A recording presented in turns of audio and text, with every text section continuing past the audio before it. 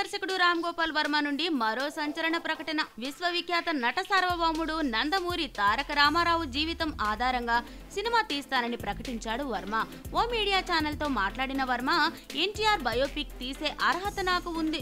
ఎన్టీఆర్ అడవి రాముడు చూడడానికి 23 సార్లు బస్సు టికెట్ కి డబ్బులు లేక 10 కిలోమీటర్లు నడిచి వెళ్లాను. ఎన్టీఆర్ తెలుగుదేశం పార్టీ ఏర్పాటు చేస్తున్నట్లు ప్రకటించినప్పుడు మొదట మహానాడు సభలో ఉన్న లక్షలాది మందిలో నేను ఉన్నాను. ఆయన్ని క్లోజ్ గా పరిశీలించిన వారిలో నేను ఉన్నాను. ఎన్టీఆర్ శత్రువులెవరో, నమ్మక ద్రోహులెవరో తెలుగు ప్రేక్షకులకు అతి త్వరలోనే ఈ బయోపిక్ లో చూపిస్తా అంటూ ఓ ప్రకటన చేశాడు వర్మ. విశ్వవిఖ్యాత నట సార్వభౌముడు నందమూరి తారక రామారావు జీవితం ఆధారంగా ఇప్పటికే ఒక బయోపిక్ ప్రకటన వచ్చింది. ఆయన తనయుడు హీరో నందమూరి బాలకృష్ణ ఈ బయోపిక్ చేస్తానని ఇప్పటికే ప్రకటించారు. ఇప్పుడు వర్మ బయోపిక్ అంటున్నాడు. మరి ఏం జరుగుతుందో చూడాలి.